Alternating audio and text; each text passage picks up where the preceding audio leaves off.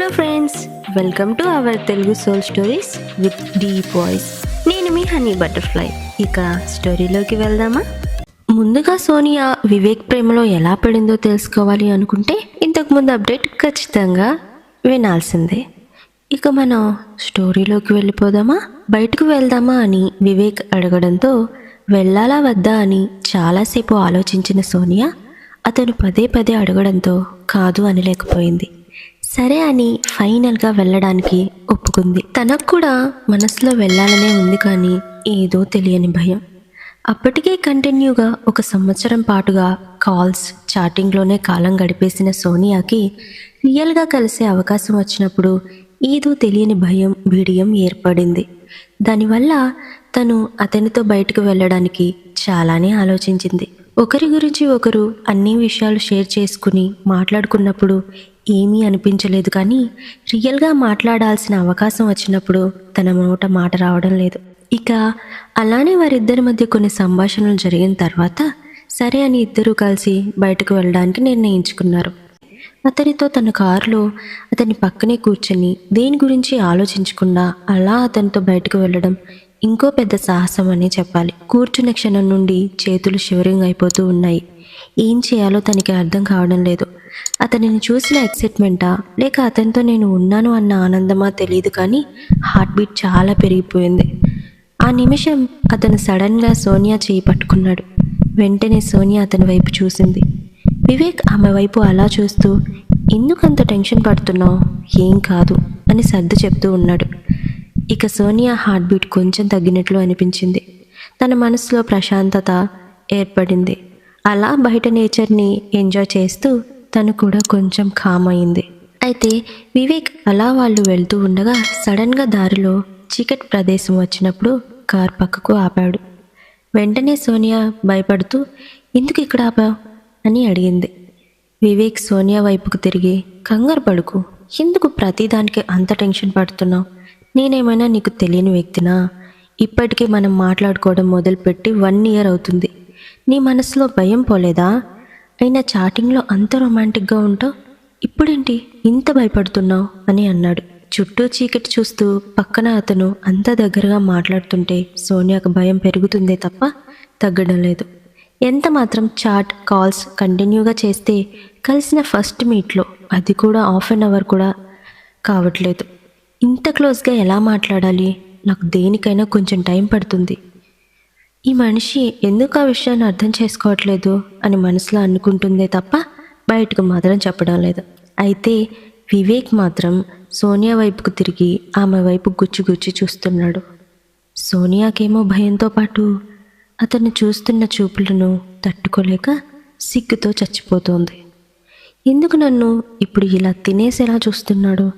నా దగ్గర నుండి ఏదైనా ఎక్స్పెక్ట్ చేస్తున్నాడా అని తనను తానే క్వశ్చన్ చేసుకుంటూ ఆమె కూడా అతని కళ్ళల్లోకి చూడడానికి ట్రై చేసింది. అలా ఒక 5 మినిట్స్ చూసిందో లేదో ఆమెకు తెలియకుండా తన మనసులో పాజిటివ్గా ఆలోచించడం మొదలుపెట్టింది. ఇతనే కాదు, ఎవరైనా కూడా ఇన్ని రోజులు ఇంత క్లోజ్గా మాట్లాడుకుని కలిసినప్పుడు ఎవరో తెలియదు అన్నట్లు ప్రవర్తిస్తే బాధపడతారు కదా. పాపం ఎంతో ఆశతో వచ్చాడు. తనని నేను ఎందుకు డిసప్పాయింట్మెంట్ చేయాలి? తనని నేను ఎంతగా ప్రేమించానో ఆ ప్రేమను చూపించాలి కదా. కనీసం తనతో మంచిగా మాట్లాడాలి కదా. ఎందుకు ఇలా చేస్తున్నాను అని తనని తానే అనుకుంటూ అలా ఫేస్లో స్మైల్ తెచ్చి అతని వైపు నవ్వుతూ చూడడం స్టార్ట్ చేసింది.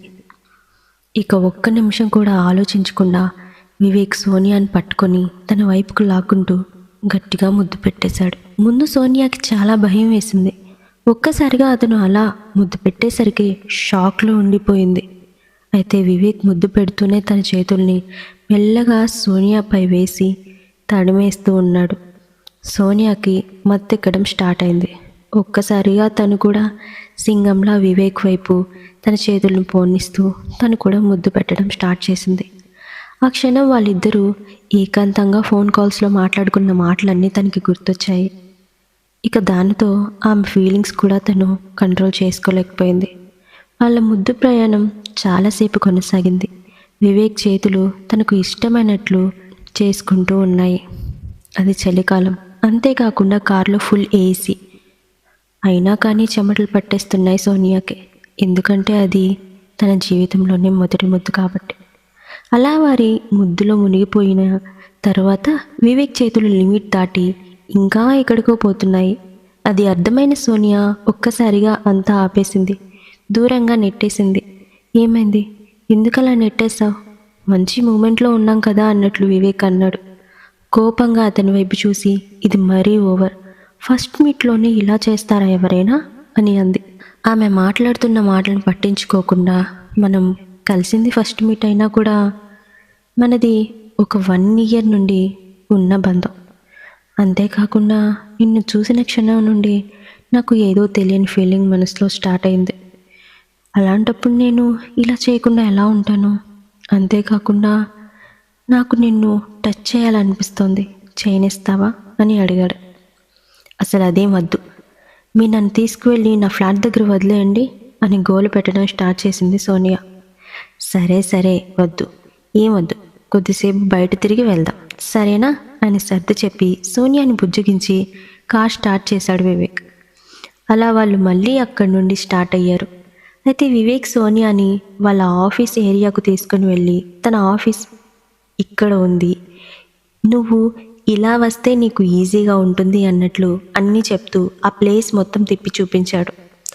అలా అలా వాళ్ళు చాలా మాట్లాడుకుంటూ చాలా కబుర్లు చెప్పుకుంటూ కారులో ఆ రాత్రంతా సమయం మర్చిపోయి మరీ తిరుగుతూ ఉన్నారు. సోనియా అక్కడికి వచ్చి చదువుకుందే కానీ ఎక్కువ బయట తిరిగేది కాదు. నైట్ అయితే అస్సలు తిరిగేది కాదు. కాబట్టి నైట్ హైదరాబాద్ ఎలా ఉంటుందో చూపించాలి అన్న ఉద్దేశంతో వివేక్ తనకి బయట అలా తిప్పి చూపించాడు. అయితే ఆ సమయంలో సోనియా చాలా ఆనందంగా ఉంది. వివేక్ కూడా అంతే ఆనందంగా ఉన్నాడు. బహుశా తనకి ఇష్టమైనట్లు చేయనిస్తే ఇంకా సంతోషంగా ఉండేవాడేమో. ఇక్కడితో ఈ పార్ట్ ముగింపు. తనంటే ఇంత ఇష్టం ఉన్న సోనియా ఎందుకు తనకి జరిగిన విషయానికి అంత బాధపడుతుంది?